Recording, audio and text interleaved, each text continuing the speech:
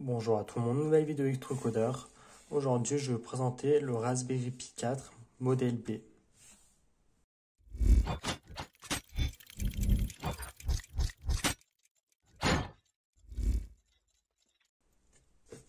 Donc, les Raspberry Pi sont des mini-ordinateurs qui existent depuis déjà de nombreuses années.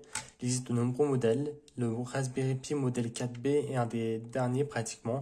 Après, au moment où vous regardez la vidéo, je ne sais pas s'il y en aura d'autres qui sont sortis, mais il n'est pas non plus super ancien. Donc, un Raspberry Pi, c'est un ordinateur, quand vous voyez, mais beaucoup plus petit que ce que vous devez avoir chez vous. Quand on regarde la comparaison avec une taille de main, c'est flagrant que c'est beaucoup plus petit. Donc, avec un Raspberry Pi, on peut faire énormément de choses. Tout dépend de l'imagination que vous avez. Vous pouvez faire un serveur NAS, vous pouvez faire un VPN si vous voulez, vous pouvez faire un lecteur multimédia pour votre salon. Si vous voulez, vous pouvez faire une console de jeu rétro gaming pour jouer aux jeux les plus anciens. Vous pouvez l'utiliser aussi comme mini ordinateur de bureau. Il est assez rapide tout de même. Après, tout dépend du modèle que vous avez. Moi, c'est un modèle 4 Go de RAM. Il existe un modèle 2 Go de RAM, 4 Go de RAM ou 8 Go de RAM. Le modèle 4 Go de RAM, je pense qu'il est assez bon. Après, ça dépend de la configuration que c'est. Vous pouvez aussi l'utiliser comme détecteur. Vous pouvez l'utiliser comme caméra. Vous pouvez l'utiliser comme mini interface domotique chez vous. Vous pouvez l'utiliser aussi pour une interface robotique chez vous. En tout cas, vous avez énormément de possibilités. Tout dépend de votre imagination. Donc, avec ça, vous pouvez faire énormément de choses. Surtout pour un prix qui est vraiment pas cher. Après, tout dépend, encore une fois, du prix que vous comptez mettre. Et au moment où la vidéo elle se passe, le prix il peut être modifié. Mais à l'époque, moi j'avais acheté ça, j'avais payé environ 50 € pour tous les composants. Donc, il faut savoir que le processeur, c'est un quad-core cadencé à 1,5 GHz. Donc, le 1,5 GHz, ça se peut que vous le ressentez dans certaines tâches que vous ferez. Mais tout dépend aussi de ce que vous installerez dessus. Si dessus vous installez un environnement de bureau qui est assez puissant ou gros, ça se peut que vous ressentez que effectivement les 1,5 GHz ne sont pas super élevés. Mais après, si dessus vous faites du rétro gaming ou quelque chose comme ça, vous ne ressentirez pas. Ensuite, ici, comme vous voyez, on a des broches. Donc ça, c'est un peu comme les broches Arduino. Dessus, vous pouvez connecter des LED, des relais, des boutons et les récupérer ce qui se passe. Si vous utilisez comme un Arduino, c'est possible. On a aussi, du coup, quelques pins d'alimentation. Donc dessus, moi, j'ai connecté un ventilateur. Comme vous le voyez ici, il y a le ventilateur qui est connecté. Et il vient ici. Donc une fois que je referme, le ventilateur souffle sur le processeur. Puisque comme je pense que vous savez, plus un ordinateur est frais, plus il fonctionne rapidement, plus la température est élevée, plus le processeur fonctionne lentement pour essayer de se refroidir. Donc ensuite en connectique, ici vous avez display, donc vous pouvez brancher un petit écran et l'utiliser. Vous avez aussi en autre connectique, une connectique pour caméra. Donc ensuite sur le côté, on voit ici un port Ethernet et c'est un port Ethernet gigabit. Vous verrez que ça ira beaucoup plus vite que les anciens Raspberry Pi. Donc c'est assez rapide. Pour ceux qui avaient des anciens Raspberry Pi et qui passent à ce modèle-là, vous verrez que ça ira beaucoup plus vite. On a deux ports USB 3 donc, qui sont assez rapides, beaucoup plus rapides que les USB 2. Et donc moi après j'ai mis le tout dans un boîtier pour le protéger de la poussière, des saletés, même de court-circuit. Ici on a un port pour pouvoir connecter un casque ou des écouteurs ou des mini enceintes mais pas très puissantes. Ici après on a deux ports mini HDMI. Et ces deux ports, ils fonctionneront, ou ils peuvent fonctionner jusqu'à 4K. Donc si vous n'utilisez qu'un seul, vous pouvez afficher sur votre moniteur ou votre écran ou votre télévision en 4K 60 fps. Et si vous vous connectez deux écrans dessus, vous aurez seulement 4K 30 fps. Donc 30 fps, 30 fps, mais le tout en 4K. Bon après, vous ne pourrez pas jouer en 4K dessus, croyez pas que c'est super puissant. Parce que le processeur, vous ne pouvez pas jouer à Cyberpunk ou des jeux extrêmement puissants. Vous pourrez jouer qu'à des jeux légers avec. Et encore, seulement si vous faites du rétro gaming. Donc ensuite, niveau connectique, quand vous connectez votre câble mini HDMI, vous le connectez comme ça. Vous le connectez à un port, à un des deux. Et ensuite, ça, vous le connectez à votre écran, votre télé. Moi, un bug que j'avais remarqué, ou je ne sais pas si c'est un bug ou c'est que chez moi, il faut d'abord que j'allumais mon écran avant d'allumer mon ordinateur, enfin mon Raspberry Pi. Sinon, l'affichage, on ne voyait rien du tout. Ensuite, ici, on a un port USB-C, comme vous voyez. Et ce port USB-C, c'est pour l'alimentation. Donc l'alimentation, c'est une alimentation 5 volts, 3 ampères minimum qu'il nous faut. Et Raspberry Pi vous conseille d'utiliser une alimentation officielle et une alimentation sûre, puisque ça vous permettra d'avoir des performances plus stables et de protéger donc votre Raspberry Pi d'éventuels soucis. Donc ensuite ici, on voit qu'il y a un port pour une carte SD. Si vous vous demandez pourquoi une carte SD, c'est qu'on n'a pas de stockage en fait dans notre Raspberry Pi. Le stockage, c'est la carte SD. Donc ça a un inconvénient, mais en même temps un avantage. L'inconvénient, c'est qu'il ne sera jamais écrit en dur dessus. Mais le gros avantage, c'est que là-dessus, moi, j'ai installé Raspberry Pi OS. Donc ensuite, le gros avantage reste que moi, dessus, sur cette carte SD, j'ai installé le Raspberry Pi OS. Mais si vous avez plusieurs cartes SD, je peux vous conseiller de vous en procurer. Si vous avez plusieurs cartes SD, par exemple de 32-64 Gb, dessus, vous pouvez installer plusieurs OS différents.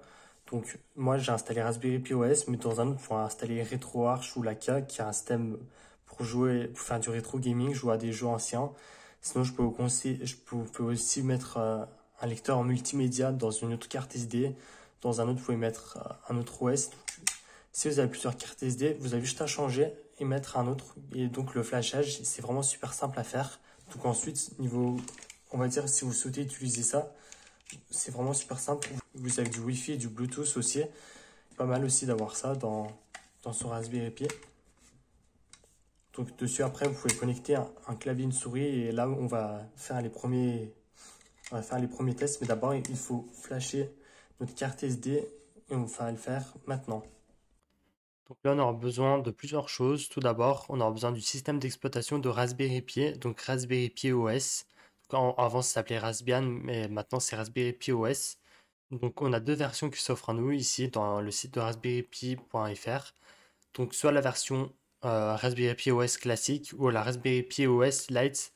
Donc, cette version-là, elle est de taille plus réduite et normalement, si je ne me trompe pas, on est seulement sur un terminal, on n'a pas d'interface graphique, donc de GUI, alors qu'ici, on l'a. Donc, quand vous faites télécharger Raspberry Pi OS, et ensuite, ça va commencer à télécharger, et vous aurez besoin d'une application pour pouvoir flasher ce système d'exploitation sur votre carte SD.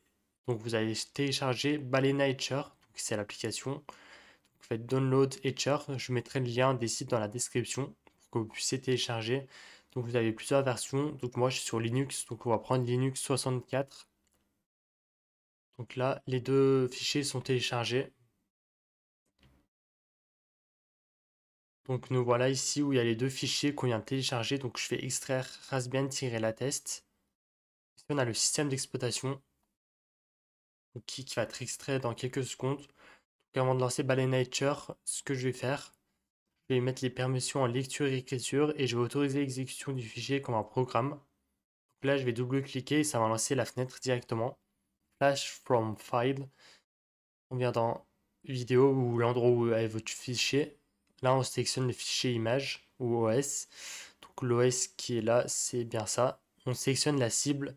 Ça fait déjà longtemps moi que j'ai mon Raspberry Pi 4 et j'avais déjà flashé, donc je ne vais pas reflasher aujourd'hui.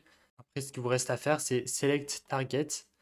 Donc, bon, après là, on a deux trucs. Là, j'ai mes 2 terrasses pour mes vidéos. Ça, c'est pour mon système d'exploitation. Mais là, vous aurez un autre qui devrait apparaître ou en haut. Et ça sera en fait votre carte SD. Donc, ça sera peut-être au 16 Go, 32 Go, 64 Go. Vous sélectionnez bien le bon périphérique. Vous faites bien attention à ça. Et après, vous faites flash. Et après, ça mettra tout ce qu'il fait lorsqu'il flash. Et une fois que ça a fini, ça fera vérifier. Ensuite, une fois qu'on a flashé la carte SD avec le Raspberry Pi OS, ce que vous allez télécharger vous ne sera pas pareil. Une fois que vous êtes bien branché donc le câble mini USB dans un écran, une télévision, que c'est bien allumé la télévision, parce que moi dans mon cas, il faut que j'allume la télévision, l'écran avant. Je ne sais pas si c'est un problème ou un bug ou ça a été résolu ou pas. Parce que ça est bien branché à l'alimentation 5 volts, 3 ampères. Ici, moi, c'est l'alimentation officielle, il me semble. Et ici, on a un interrupteur, donc ça permet de ne pas alimenter toujours le Raspberry Pi. Moi, j'ai branché une clé là pour utiliser un clavier souris à 2 en 1. Donc ensuite, ce que vous avez à faire, une fois que vous avez tout branché, tout connecté normalement, vous appuyez sur ça, sur ce bouton-là. Et ensuite, ça commence à lancer le système d'exploitation. Donc, le système d'exploitation va se lancer à tous les procédés d'installation, comme toujours, comme dans chaque système d'exploitation. Ça, moi, j'avais déjà fait, donc je ne peux pas vous le montrer aujourd'hui, mais ça reste relativement simple. Ils ont essayé de faire quelque chose de simple. Et ensuite, vous avez votre Raspberry Pi OS qui est téléchargé, qui s'est lancé. Et là, on peut voir sur mon bureau, à l'heure actuelle, on voit le Raspberry Pi là qui a démarré. Donc là, on voit le ventilateur qui tourne. Donc là, on voit aussi, sur mon écran, on voit aussi le Raspberry Pi OS qui tourne. Donc là, c'est l'interface du bureau une fois que tout est installé normalement. Bon, vous n'aurez peut-être pas le même fond d'écran que moi, parce que moi, c'était une ancienne version que j'avais il y a longtemps. Donc après, là, c'est à quoi ça ressemble. Bon, là, je suis désolé pour la qualité qui n'est pas super. J'essaie de filmer en même temps l'écran et de vous montrer un peu comment c'est. Bon, après, moi, j'ai Raspberry Pi OS, mais je sais qu'on peut installer aussi d'autres systèmes d'exploitation dessus.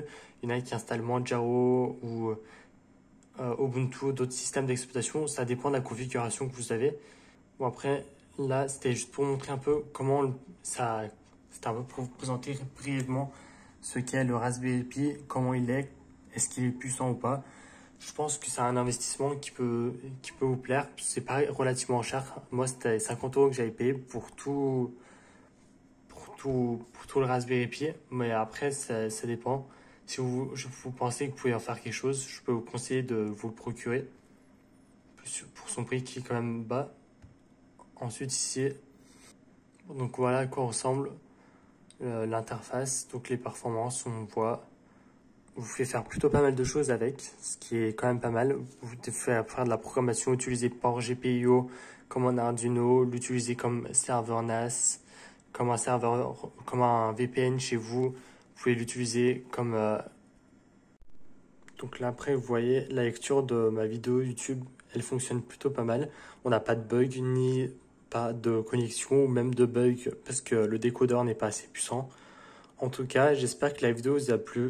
Si c'est le cas, alors vous pouvez vous abonner, liker, partager et commenter. C'était Electrocodeur et ciao!